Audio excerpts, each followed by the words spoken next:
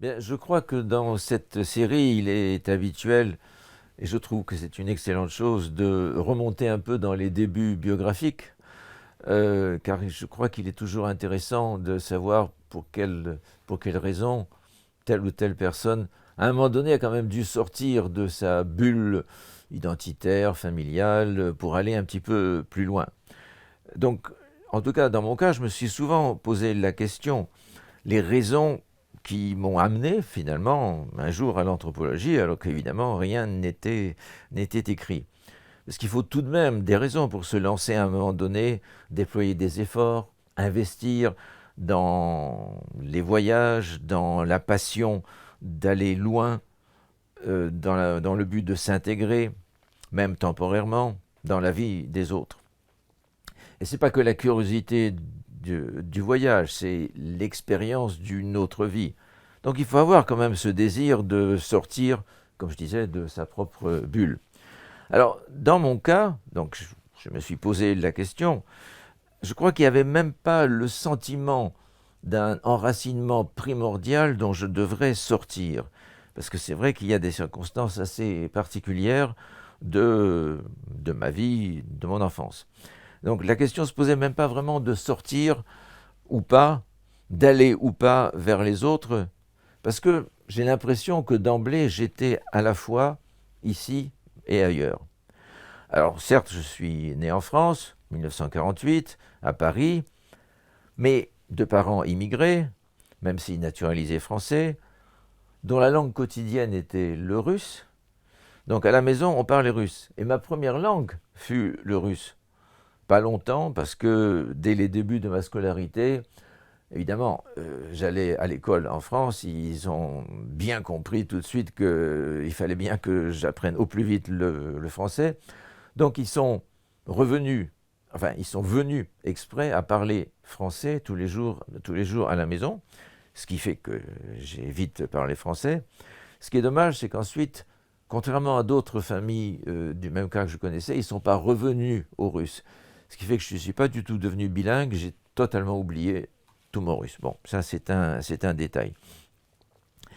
Alors, dès le début de ma scolarité, le début des années 1950, donc ils sont passés tous les deux au français pour que je puisse parler français. Et là, c'est une anecdote, mais tout de même, je m'en souviens tellement fortement, c'est un premier choc de culture, si je puis dire, ou de décalage d'identité. Je parlais français, mais puisque ma langue maternelle était le russe, j'avais un petit accent russe. Je roulais un peu les airs. Et à l'école, à Paris, on me faisait sentir que j'étais d'ailleurs.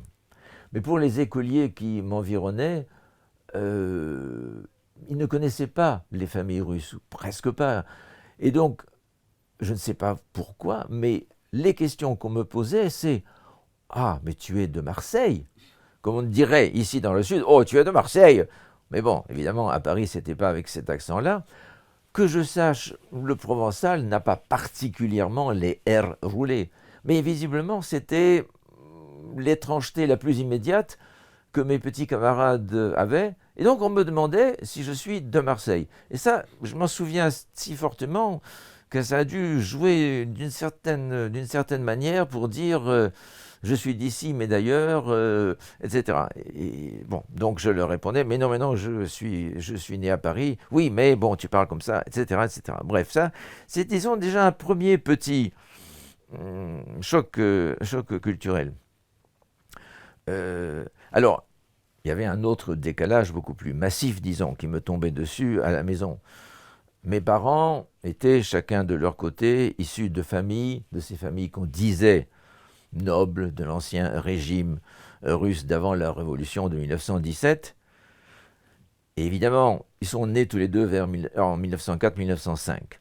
Évidemment, donc j'ai entendu combien de fois les histoires du départ forcé, douloureux, la perte de la maison à chacun, leur domaine familial, bref, toute leur vie, dont ils se souvenaient bien, puisque quand il a fallu partir précipitamment avec les parents, ils avaient déjà 12 ou 13 ans. Donc quantité de souvenirs de leur enfance, même 30 ans plus tard quand je suis né, et surtout 40 ans plus tard quand ils m'en parlaient. Bon, là, c'est pas encore là le décalage, mais ce qui s'est passé, donc c'est pas tellement leur origine, mais ce qu'ils en disaient. D'une part, j'avais tous les récits de départ forcé, douloureux, bref, tout ce qu'on connaît sur les émigrations forcées. Sujet ô combien douloureux et contemporain. Je ne veux pas comparer, évidemment. Mon père, lui, parlait assez peu de son enfance. C'était surtout ma mère. Mais d'une part, j'avais une grand-mère maternelle, donc la mère de ma mère, qui était déjà très âgée. Elle allait vers ses 80 ans. Et elle, quand elle prenait la parole sur ces questions, ça me frappait tellement. Elle parlait de cette époque comme une catastrophe qui serait arrivée de la planète Mars, des révolutionnaires de 1917 comme des non-humains venus de on ne sait quelle planète. Bon, dans ces années 50, l'extérieur, le plus extérieur, c'était les Martiens. En tout cas, c'est pas ce qu'elle disait elle, mais c'est moi qui me disais, mais ma grand-mère, elle parle des Russes de 1917 comme de Martiens. Bon, et avec évidemment tous les qualificatifs négatifs possibles qu'on peut imaginer. Mais c'est pas ça le décalage encore, c'est que quand elle était partie ou qu'elle dormait, ma mère venait et me faisait un cours d'histoire en disant non, non, mais attends, il faut surtout pas que tu prennes tout ça au pied de la lettre. Et de m'expliquer l'état de la paysannerie russe à l'époque. Et en quelque sorte, je passe le caractère à la fois inéluctable et finalement qu'on ne peut pas condamner parce que c'est le poids de l'histoire et qu'il y a une certaine justice à cette révolution de 1917. Alors là, il y avait un sacré décalage entre la grand-mère qui parlait des affreux barbares martiens et ma mère qui me faisait un petit cours d'histoire. Donc là, je sais que c'est un des souvenirs extrêmement forts que j'ai et qui a sans doute contribué bien à ce que je me dise que les choses sont beaucoup plus compliquées, qu'il y a de nombreux ressorts cachés dans la vie sociale et ses transformations historiques, etc., etc. Alors, anecdote aussi, mais importante. Il faut dire donc que ma mère me parlait tout le temps d'histoire, de l'histoire comme un objet intellectuel important. Et là, il y a une histoire extrêmement personnelle d'elle. Je passe rapidement, mais vous allez voir que ça a une certaine importance. Elle me racontait que durant les années 1925-1940, en émigration, ils sont passés par plusieurs pays, Turquie, Pologne, une partie de la famille est partie en Argentine, peu importe. Elle avait vécu, dans cette émigration, dans une fusion qu'elle disait totalement amoureuse et totalement intellectuelle aussi, une fusion de l'esprit et du corps, avec un russe professeur d'histoire. Je ne sais pas où ils se sont connus. Ce que je sais, parce qu'elle me l'a dit des millions de fois, que cet homme se prénommait Sergueï, et il était prof d'histoire. Ils n'ont pas pu avoir d'enfants, lui ne pouvait pas, ma mère acceptait, d'après ce qu'elle m'a raconté après, et se voyait passer sa vie avec lui. Bon, il mourut de maladie, elle fut inconsolable, la sœur de ma mère qui habitait en France, à Paris. Donc on est juste avant la guerre ou juste après, j'avoue que là j'ai un peu un trouble. Lui dit, bien, puisque tu es toute seule, viens vite chez nous. Évidemment, elle lui fait rencontrer un certain nombre de gens dans le milieu des Russes émigrés, et dont mon père. Et je sais que ma mère m'a dit, quand il y a eu une petite amitié avec cet homme, elle lui a dit, bon écoute, il faut faire vite, j'ai plus de 40 ans, je veux un enfant, je veux un fils, et il s'appellera Serge. Bon, je dis cette anecdote d'une part pour expliquer pourquoi elle me parlait toujours de l'histoire comme la discipline qu'il faut vénérer. Alors, heureusement pour elle, elle a eu un fils, puisque je suis là, le premier, mais évidemment le dernier vu son âge. Ce qui fait que j'ai reçu en héritage, je crois, un héritage assez lourd à porter. D'abord que je ne pouvais partager avec aucun frère et sœur, mais une sorte de paternité spirituelle de ce Serge, professeur d'histoire. Du coup, avec une mère qui surveilla la régularité, ma régularité à faire mes devoirs scolaires, avec une sévérité dont j'ai encore le souvenir, elle avait la main lourde, au moins pour tirer les cheveux. Et son occupation principale avec moi était de suivre mes cours d'histoire, de me préparer des cahiers où elle collait les images de tous les rois de France avec les généalogies, etc., etc. Bon, voilà quelques petites choses très imprévues, mais qui certainement comptent dans les influences. Je continue sur ces décalages un petit peu. Alors, mon père était un ingénieur de petit niveau dans la chimie, salaire modeste, ma mère ne travaillait pas, mais mon père, évidemment, russe, géorgien russe, était un prince russe comme tous les émigrés de cette époque, c'est-à-dire non seulement par un titre dans la noblesse géorgienne, mais surtout par ce comportement qu'on appelait et qu'on a appelé prince russe, ne sachant pas compter, sachant dépenser, jouant au casino, etc. Donc, mal amusant, on manquait à peu près de tout. Mais le hasard fit que le travail de mon père, cet institut où il travaillait, logeait une partie de son personnel dans des immeubles qu'il possédait dans le 16e arrondissement, près de l'Étoile et des Champs-Élysées. Ce qui fait que je me suis retrouvé avec des voisins qui ensuite, dont les enfants, ou plutôt dont les pères, sont devenus pas longtemps après, tel ministre de l'Industrie, un autre le patron fondateur de la plus grande entreprise de bâtiment française, et son fils était un camarade de classe, etc., etc. Et là, donc, il y avait aussi un décalage entre ce milieu de la très grande bourgeoisie du 16e arrondissement, et moi et ma famille.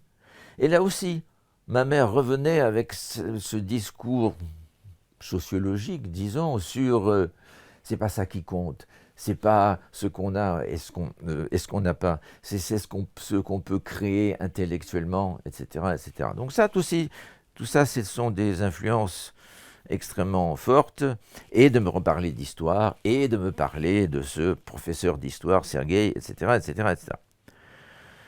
Bon, il y a eu aussi d'autres récits historiques. Mon père en parlait, ma mère aussi, même encore plus.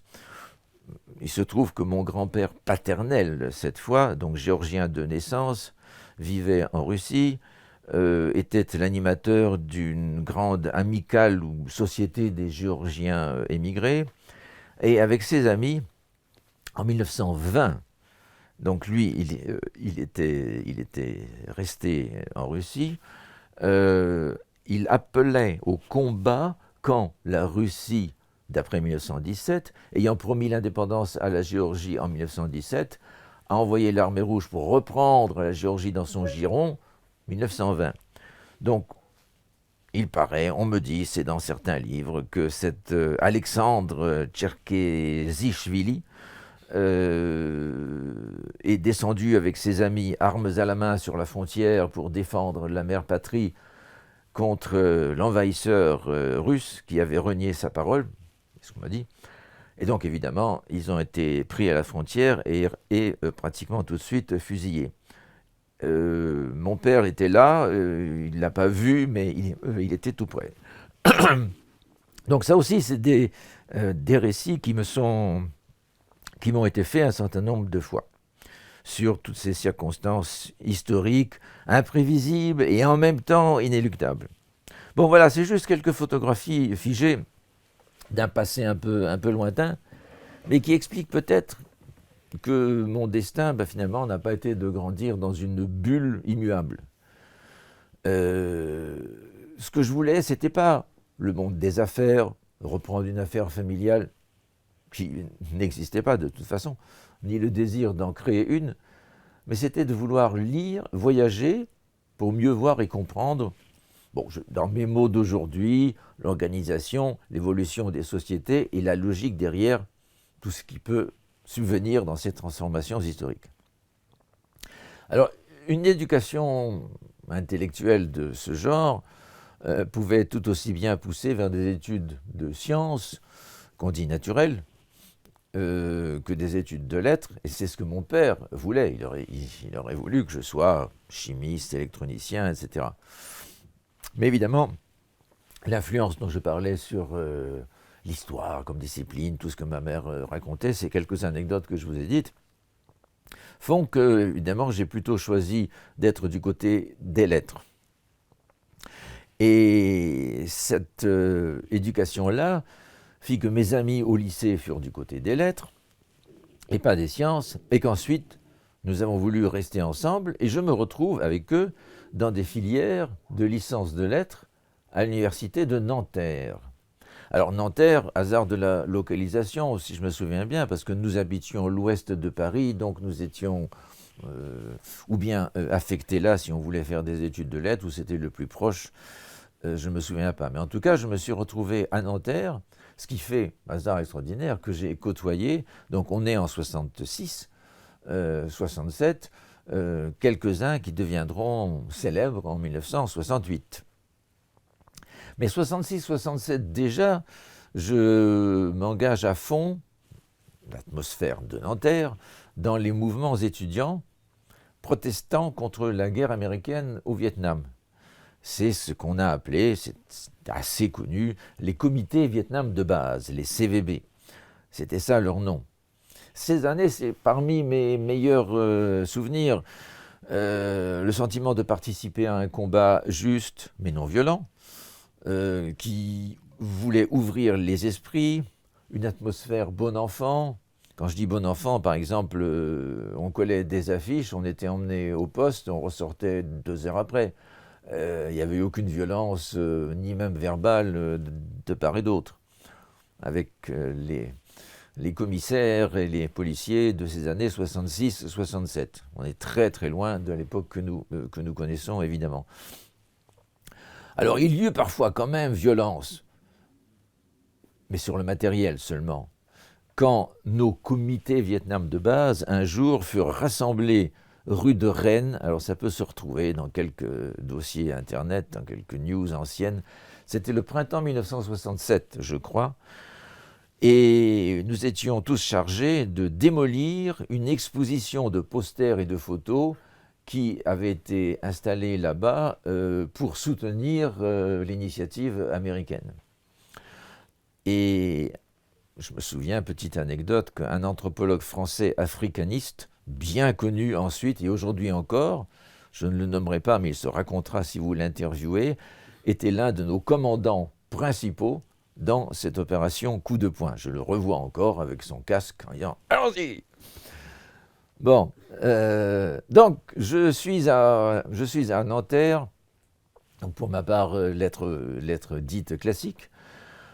Et vu ce que je viens de vous raconter, inéluctablement, historiquement, si je puis dire, regardez cette expression, je suis amené vers ce qui sera les manifestations parisiennes de mai 1968. Et j'aurais dû y participer. Je n'y participerai pas à la suite d'un autre hasard incroyable. Je la fais très très brève. Nous sommes juste avant le 3 mai 68. La fac de Nanterre a été fermée parce que la rumeur courait qu'il y aurait une attaque extrêmement violente de la part des, que nous appelions les fachos de la rue d'Assas, la fac de droit, contre la fac de Nanterre. Et donc, préventivement, l'université avait été fermée, mais chacun de nous avait préparé, c'était les ordres militants, des munitions qui étaient des lance-pierres et des cailloux, et pour certains aussi des boulons. Petits boulons. Et j'en avais dans mon coffre. Il ne s'est rien passé.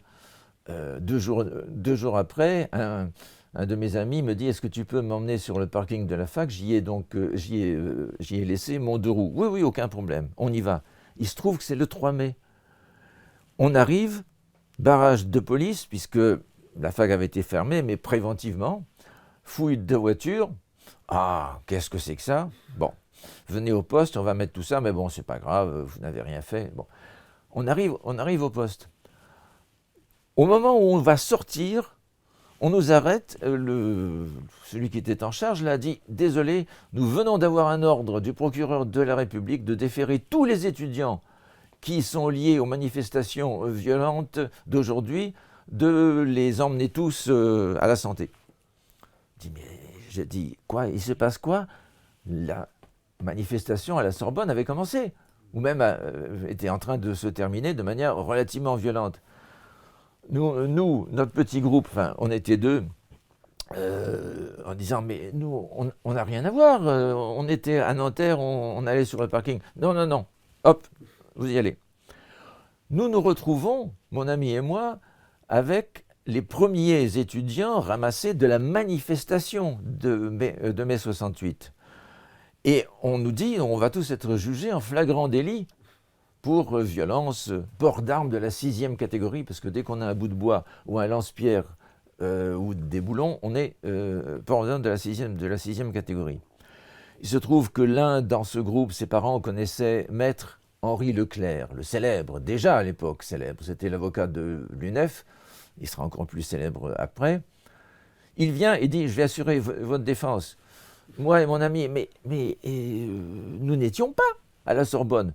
Trop compliqué, je vais faire une seule plaidoirie parce que sinon on sera perdu. Et donc je me suis retrouvé jugé avec les premiers de la manifestation de mai 68, tout à fait fier de l'être, mais sous une plaidoirie, il faut comprendre ces petits jeunes, leur enthousiasme, etc., etc. Bon, très bien. Et donc nous sommes tout de même condamnés pour la forme à 1 mois de prison avec sursis pour port d'armes de la 6e catégorie. À la fin du mois de mai, on sera tous avec l'amnistie Pompidou. Mais c'est ça qui fait que du 3 mai jusqu'à la fin, je n'ai regardé les manifestations parisiennes de mai 68 que de loin, parce que j'étais sous le coup du sursis. Bon, ça m'a peut-être préservé d'avoir un crâne fracturé. Voilà, donc ça c'est encore une anecdote, on peut s'amuser à retrouver dans les quotidiens de l'époque, France Soir, le même jour, liste tout ça, les noms. Et je m'appelle dans les journaux Georges Tcherkezov. Dieu sait pourquoi ils ont été chercher Georges. Très bien. Voilà. Quelques petites anecdotes. Alors, après, nous sommes en 1969. J'ai ma licence de lettres, je dois satisfaire aux obligations du service militaire et je tente d'avoir un deal, comme tout le monde à l'époque, une fois qu'on a une licence de lettres, on essaye de ne pas aller à l'armée, mais d'être employé comme enseignant en coopération à l'étranger. Alors nous allons en parler après, mais quand je dis c'est un deal, parce que pour le gouvernement français de l'époque, payer un enseignant en coopération, c'était très cher. Le même travail, le payer comme troufion à 1 franc par jour, c'était magnifique. Et comme pour certains jeunes comme nous, c'était un bénéfice de ne pas faire le service militaire, j'ai donc essayé de le faire et je me suis retrouvé au Burundi, nous allons voir pourquoi.